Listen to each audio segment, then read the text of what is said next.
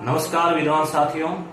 आज केंद्र सरकार की कैबिनेट की बैठक में नई शिक्षा नीति के मसौदे को मंजूरी मिल गई है। तो इस मुद्दे पर काफी पैनी नजर रखते हुए और इसका जो प्रमुख शिक्षा नीति के जो बिंदु है उनके साथ जानकारी लेकर हमारे सामने आए हैं एसपी सर संजय पाल जी शिवरान। और पहले आप इनसे रूबरू हो चुके हैं अपने चैनल पर, जिसमें डीवी के बारे में और काउंसलिंग के बारे में काफी गहन जानकारी विद्यार्थियों को दी थी और काफी विद्यार्थी लाभान्वित हुए। संजय पाल जी सर, आपका एक बार पुनः स्वागत है। नमस्कार। और काफी लंबा एक्सपीरियंस इनका रहा है एजुकेशन लाइन का। तो संजय पाल जी सर, मैं आपसे पूछना चाहूंगा कि ये जो नई शिक्षा नीति है तो इसके जो प्रमुख बिंदु है और इसका जो सारांश है वो क्या है, आप बताइए विद्यार्थियों को। जब हम नई शिक्षा नीति के बारे में बात कर रहे हैं तो हमें अपनी यात्रा को शुरू करना चाहिए 1948-49 से। उसके पश्चात यूजीसी की स्थापना हुई, उसके पश्चात कोठारी आयोग बना, फिर शिक्षा नीति प्रथम आई 1968 में, और उसके पश्चात में 20 वर्ष पश्चात शिक्षा नीति 1986 आई। फिर उसमें 1992 में कुछ संशोधन हुए। उसके बाद 2 कमेटियां बनी, उन्होंने अपनी रिपोर्ट दी और 2019 में जो के कस्तूरीरंगन कमेटी है, के कस्तूरीरंगन वो व्यक्ति हैं जो इसरो में वैज्ञानिक रहे हैं, पद्म विभूषण पुरस्कार से उनको सम्मानित किया गया है। उनके नेतृत्व में 8 सदस्यों सहित उनके साथ 9 सदस्य थे। तो 9 सदस्यों की एक कमेटी थी जिन्होंने नई शिक्षा नीति पर बहुत विचार विमर्श किया और उसका मसौदा 31 मई 2019 को केंद्र सरकार को प्रस्तुत किया। पिछले वर्ष आपने ध्यान में होगा कि नई शिक्षा नीति के मसौदे पर पर्याप्त चर्चा हुई, सैकड़ों पेज का मसौदा था, पीडीएफ उसकी जारी हुई और लोगों से उस पर सुझाव लिए। आज यदि हम शिक्षा नीति के प्रमुख बिंदुओं की बात करें तो उससे पहले ये समझना होगा कि नई शिक्षा नीति से कितने लोग प्रभावित होंगे, कौन कौन प्रभावित होगा। देश में लगभग 1000 विश्वविद्यालय हैं अभी सर, वो इससे प्रत्यक्ष रूप से प्रभावित होने वाले हैं। उसके बाद में लगभग 45,000 डिग्री कॉलेज हैं जो प्रभावित होंगे। उसके अलावा 1 करोड़ 9 लाख शिक्षक हैं सरकारी शिक्षण तंत्र में, जिसमें विद्यालय और उच्च शिक्षा अर्थात कॉलेज और यूनिवर्सिटी शामिल है, वो प्रभावित होने वाले हैं। 15 लाख स्कूल हैं जो प्रत्यक्ष रूप से शिक्षा नीति से कहीं ना कहीं प्रभावित होंगे। और सबसे महत्वपूर्ण बात और बहुत ही रोचक तथ्य, अमेरिका की जनसंख्या है लगभग 32-33 करोड़ के आसपास, तो उतने ही विद्यार्थी हमारे शिक्षण तंत्र में हैं, छात्र छात्राएं हैं, तो वो भी इससे प्रभावित होने वाले हैं। तो कहने का मतलब है सैकड़ों पेज का ये मसौदा था जिस पर आज प्रधानमंत्री की अध्यक्षता में कैबिनेट ने मंजूरी दी है। तो बहुत लंबा मसौदा है, तो हमें गौर करना होगा कि इसको अपन 2-5 मिनट में ये सोचें कि समझ लें तो थोड़ा मुश्किल है और समझाना भी मुश्किल है, लेकिन फिर भी हम कोशिश करते हैं कि इसके मुख्य बिंदुओं की तरफ। बिल्कुल। सबसे पहले यदि हम बात गागर में सागर बढ़ने की आपकी कला है, तो उसी के तहत जो है आपको इनवाइट किया है जी। कोशिश करते हैं हम इसको संक्षिप्त में आप तक पहुंचा पाए, क्योंकि यदि आप पढ़ रहे हैं, चाहे कोई भी कक्षा में पढ़ रहे हो, निश्चित रूप से आप प्रभावित होंगे इससे, क्योंकि इसके नियम कहीं ना कहीं आप पर प्रभाव डालेंगे। यदि आप अपनी पढ़ाई पूरी कर चुके हैं और सरकारी शिक्षक बनना चाहते हैं, तब भी आप पर ये कहीं ना कहीं प्रभावित होने वाला है। और यदि आप एक अभिभावक हैं तो भी आपके बच्चों के संदर्भ में भी ये शिक्षा नीति आपको समझनी चाहिए। कुछ महत्वपूर्ण बिंदुओं की बात करें, बहुत सारे महत्वपूर्ण बिंदु हैं। एक महत्वपूर्ण बिंदु हम कहते आए हैं कि स्कूली शिक्षा जो है वो केवल कोरा ज्ञान देती है, केवल मार्कशीट देती है। उस संदर्भ में बहुत कुछ नवाचार किया जा रहा है। एक को कक्षा 3 तक के बच्चे संख्यात्मक रूप से वो सीख चुके हैं क्या, और उनमें जो है पढ़ने की क्षमता विकसित हो गई है क्या, ये महत्वपूर्ण इसमें गौर किया जाएगा, देखा जाएगा, परखा जाएगा। इसके साथ यदि बात करें कक्षा 6 से व्यावसायिक पाठ्यक्रम, वोकेशनल कोर्स प्रारंभ हो जाएंगे। इसके बाद में आकलन, इसको मूल्यांकन कहते हैं, परीक्षा कहते हैं, उसमें भी बहुत बड़ा परिवर्तन आने वाला है।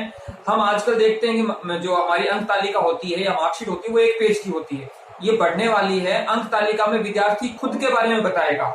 जब वो थोड़ा सा समझदार हो जाएगा, मान लेते हैं 5वीं 6ठी के बाद, बच्चा अपने बारे में बता सकता है, उससे पहले भी बताना शुरू हो जाता है, उसका उसमें स्थान दिया जाएगा। उसके सहपाठी उसके बारे में क्या सोचते हैं वो भी उसकी जो मूल्यांकन है उसमें शामिल होगा, और उसके शिक्षक उसको क्या महसूस करते हैं। तो कहने का मतलब है कॉम्प्रिहेंसिव मूल्यांकन होने की प्रक्रिया जो है वो प्रारंभ की जाएगी। उसके पश्चात एक फॉर्मूला आने वाला है 5 + 3 + 3 + 4। ठीक है ना। जिनकी गणित थोड़ी कमजोर रही है विद्यालयों में या अपनी स्कूली शिक्षा के दौरान, उनको ये थोड़ा सा चौंकाने वाला लग सकता है। 5+3+3+4 ये स्थान लेगा 10+2 का। वर्तमान में हमारी जो शिक्षा व्यवस्था है वो 10+2 की है, कक्षा 10 तक। उसके बाद में 11वीं से आपको एक नया विषय लेना होता है और फिर उसके बाद उसमें परिवर्तन होगा। उसको हम एक अलग वीडियो में इस पर चर्चा करेंगे। यानी स्कूल एजुकेशन 12 की बजाय 15 वर्ष की होने वाली है। हाँ, 12 की बजाय 15 वर्ष की होगी, एकदम सही कहा आपने। वो इस वजह से होगी क्योंकि 3 साल जो है वो प्री स्कूलिंग या आंगनबाड़ी के माध्यम से जो स्कूलिंग होने वाली है वो इसमें 5 में शामिल होगी। इसमें हम एक अलग वीडियो में चर्चा करेंगे। उसके साथ यदि हम गौर करें कि आप एक से अधिक विषयों को साथ में पढ़ सकते हैं, जैसे आप यदि आर्ट्स के हिस्ट्री और इकोनॉमिक्स पढ़ रहे हैं तो आप उसके साथ साइंस का एक सब्जेक्ट भी पढ़ पाएंगे।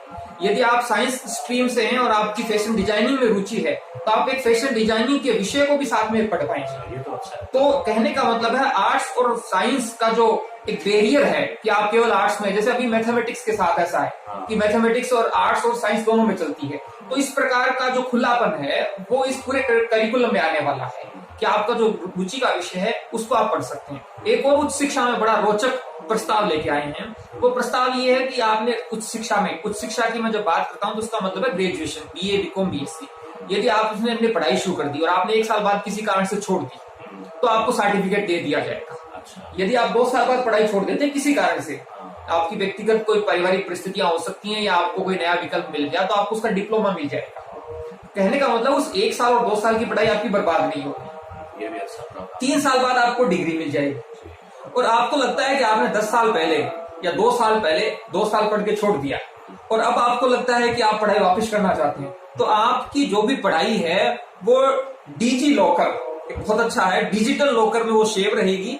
एकेडमिक आपका बैंक में जिस प्रकार से अकाउंट होते हैं वैसे एकेडमिक अकाउंट्स बन जाएगा, आपके क्रेडिट वहां सेव रहेंगे और आप अपनी पढ़ाई को वहां से आगे शुरू कर सकते हैं।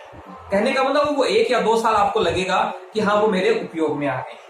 एक और बहुत महत्वपूर्ण इसमें प्रावधान किया गया है कि यदि आपको लगता है कि आपको रिसर्च में जाना है तो आपको इंटीग्रेटेड 4 साल का ग्रेजुएशन करवाया जाएगा और उसके बाद में सीधा आप पोस्ट ग्रेजुएशन और पीएचडी की ओर बढ़ जाएं। एमफिल जो है पूरी तरीके से खत्म होने वाली है, उसको विलोपित कर रहे हैं ये इस पूरी में कि एमफिल का कोई उपयोग नहीं है। और यदि आपको लगता है कि नहीं आपको प्राइवेट नौकरी या स्किल डेवलप करनी है तो आप केवल 3 साल का ग्रेजुएशन करें, उसके बाद 4 साल वाला जो है वो है केवल जिनके जो रिसर्च में जाना चाहते हैं। कहने का मतलब है विद्यार्थी के दिमाग में पहले से ये तय रहे कि वो किस क्षेत्र की ओर जा रहा है। आज विद्यार्थी ग्रेजुएशन कर लेता है, पोस्ट ग्रेजुएशन कर लेता है, फिर उसको लगता है मुझे तो अपना खुद का व्यवसाय करना है, तो इस पर भी इन्होंने बहुत अच्छे सुधार और सुझाव किए।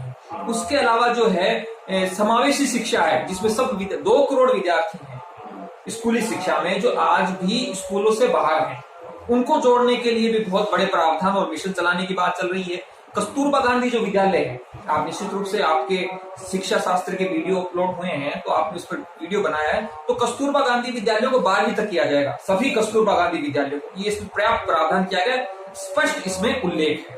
उसके अलावा यदि हम देखें कि जो SC, ST, OBC या माइनॉरिटी के हैं लोग, उन पर भी जो है बहुत फोकस किया जाएगा, उनके विद्यार्थियों को जोड़ा जाएगा। कहने का मतलब है उच्च शिक्षा में विषयों की जो बैरियर है आर्ट्स, कॉमर्स और साइंस, स्पेशली इसमें आर्ट्स और साइंस की बात की गई है, तो उसको तोड़ा जाएगा। आर्ट्स का विद्यार्थी साइंस का सब्जेक्ट पढ़ सकता है, साइंस का विद्यार्थी आर्ट्स का सब्जेक्ट पढ़ सकता है और इन दोनों के साथ में कोई अलग भी पढ़ा जा सकता है। अब एक्स्ट्रा करिकुलर एक्टिविटीज को भी पृथक नहीं माना जाएगा, उसको भी पाठ्यक्रम में शामिल करके उसी तरह उसके साथ बिहेव किया जाएगा। कि आप डिबेट कंपटीशन कर रहे हैं तो इसका मतलब ये नहीं है कि आपकी पढ़ाई बाधित होगी। तो वो जो बैरियर लगे हुए हैं उनको ये हटा रहे हैं, जिससे विद्यालय में जो पढ़ रहा है बच्चा और महाविद्यालय में जो बच्चा पढ़ रहा है, बच्ची पढ़ रही है, छात्र छात्राएं, उसका सर्वांगीण विकास हो। उसके अलावा जीडीपी का वर्तमान में 4.4% शिक्षा पर खर्च हो रहा है, इसमें प्रावधान किया गया है कि वो जल्द से जल्द 6% तक पहुंच जाए।